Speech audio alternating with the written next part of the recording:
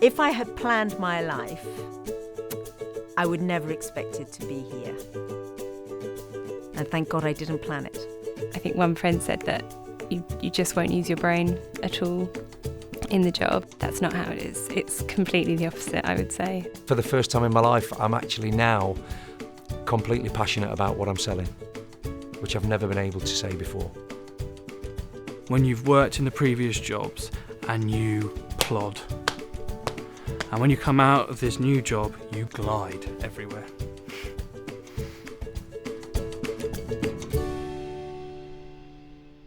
I always wanted to be a footballer, but unfortunately just had 2 left feet and it was never going to happen. I wanted to be a horse rider. I wanted to work for the Bank of England. Pop star and actress were probably high on my agenda when I was really young. There was a signature on every banknote and I wanted it to be my signature. I was head girl of my school, and there are some that would say I never stopped being head girl. At school I was very hardworking, very quiet, very obedient, not at all a rebel. Yeah, I was with my mates and playtime was great and PE was great, but the rest of it.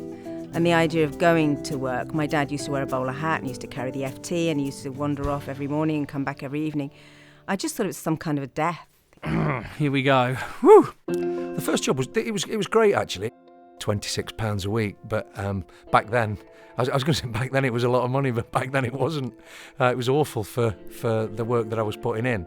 I went and became a receptionist, I suppose is the best way of describing it, in an exporting and importing confirming house in the city. Made coffee, made tea, sent telexes.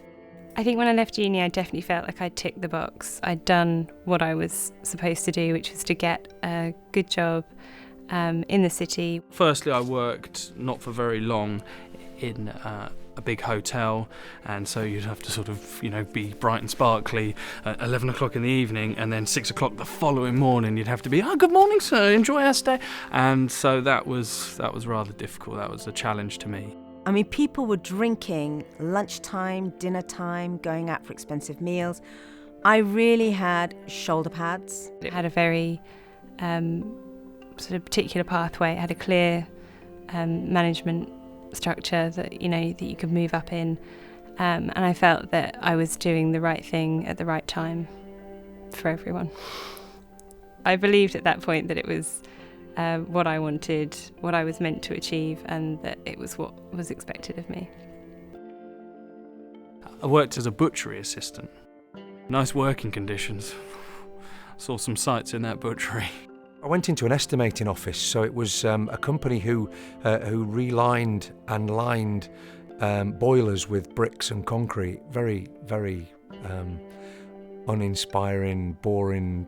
Fairly soon into the job, I started to realise that it wasn't the job for me. I wasn't working as hard as I would normally work to achieve what people were asking of me.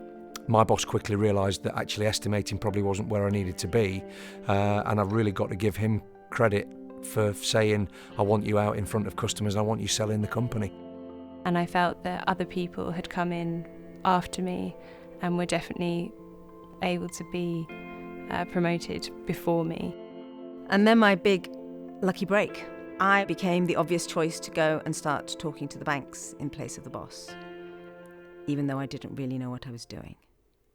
I got to a very important job, but there was a point after about 4 years where I projected my life out for a couple of decades, and it was a transfiguration. It was a moment of clarity. I just saw, my grandkids bouncing on my knee, and I just thought, I'm not going to be entirely happy with this lot, I don't think.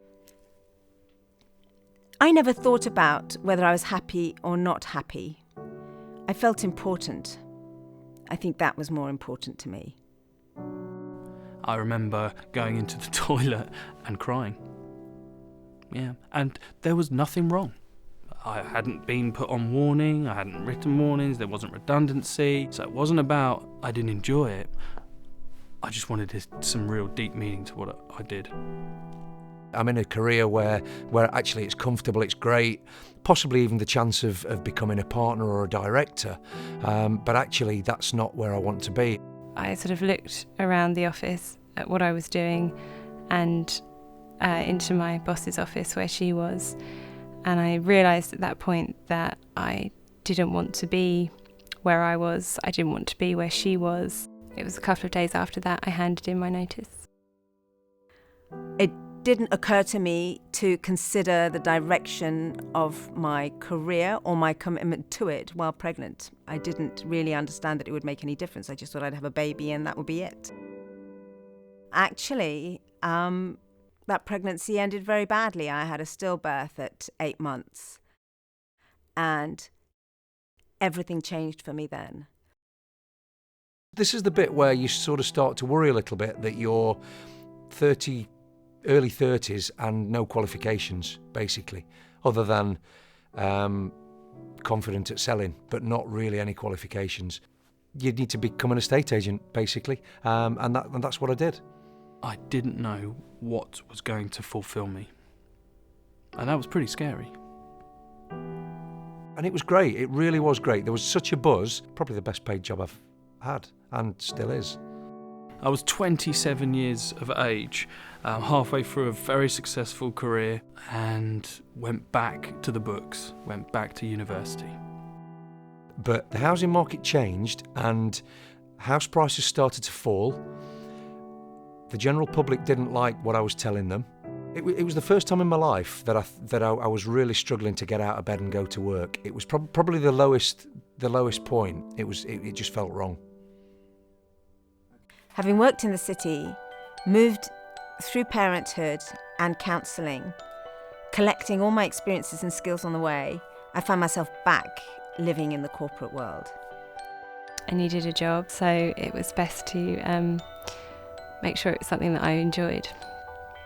So 2 years training didn't seem the worst thing in the world. A position came up and it was a clincher. It was, right, you've got to apply for this. The opportunity came up. I'd been knocking on the door for several years, trying to get a job with them in any capacity. And then the opportunity arose 2 years ago for a commercial account manager. The nerves hit me waiting for the phone call decision. I'd finally got the chance to sit in front of somebody and sell myself and convince him that I was the right man for the job. I managed to keep my cool all the way through the interview and the tasks that they gave me to do, which were pretty traumatic, but I kept my cool, and it was the wait for the phone call.